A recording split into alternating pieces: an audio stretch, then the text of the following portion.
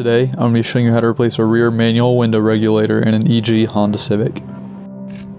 The first step is to remove the door panel. We'll do that by removing the clip that holds on the window crank. To do this, I recommend a set of picks. You can buy a set that's a straight pick, a bent pick, and a hooked pick. The hooked pick works really good for getting out these clips, but I've also heard of people just using rags to pull them out. The next step is to remove the two screws holding the door panel on. One can be found inside the coin holder door closer handle grab thing, and the other is just behind the door handle that you use to open the door.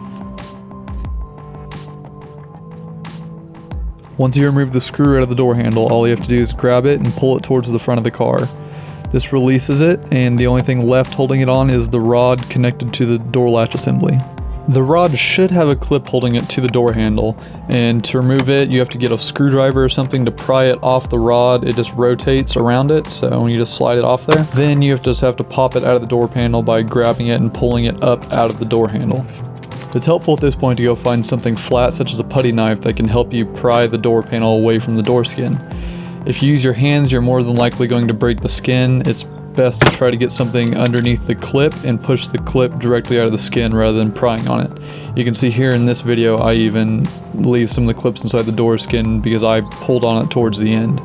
So here I'm actually using a door panel clip removal tool, but it still didn't quite work out, and this is how door panels are sometimes. Once you have everything loose though, go ahead and just grab the door panel and pull straight up on it. The next part is kind of controversial. This skin that's inside here, you can see mine's very rotted and very brittle plastic. You can go ahead and replace that, but if you can, try to keep it intact and just fold it out of the way. I didn't want to deal with it, it was very old, so I just completely got rid of mine. Keep this next part in mind on any other car that has a regulator like this. To remove the window from the regulator, you want to be able to slide the window up and down, just in normal operation, but you'll be able to see certain spots drilled into the door skin, the metal part, that has a direct sight of the bolts that hold the window to the regulator. Once you find this spot, go ahead and remove the bolts holding the window to the regulator, making sure you have your hand underneath the window to support it in case it falls down.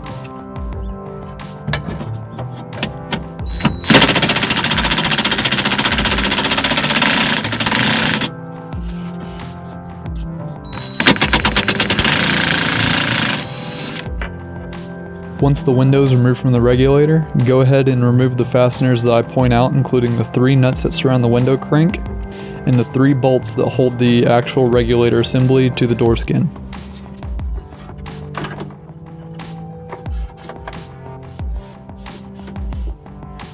If those are all removed and you still find the regulator difficult to remove from the inside of the door, go ahead and slide the window back up and support it while you use another hand to pull the regulator out.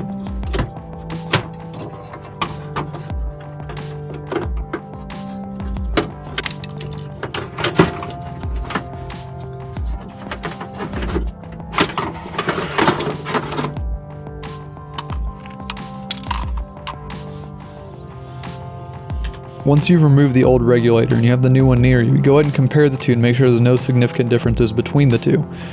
The only difference I noticed between the old one and the new one for me was that there were 3 bolts that hold the main regulator assembly to the door, whereas with the new one it had 2 bolts and 1 stud, which didn't really seem like a problem, so I went ahead and went on with the repair.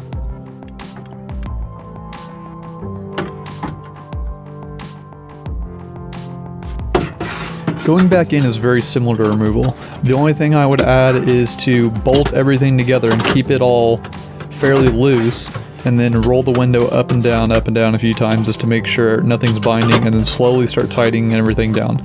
You'd probably find just tightening down the 3 crank nuts, but the actual regulator assembly that's vertical, you need to kind of keep that loose and slowly tighten it to make sure that you're not going to end up with a window that binds. Also, this regulator I bought was from Rock Auto. I can't remember the company, but it was, I think, the most expensive one you could get from Rock Auto. And the part that actually bolts the window to the regulator was too thin for the bolts because the bolts were shouldered.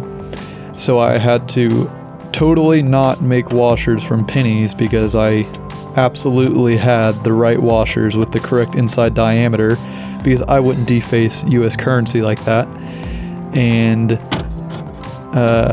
to make sure that the bolt actually held the window to the regulator, because otherwise they just bottomed out and would not get tight against the window at all.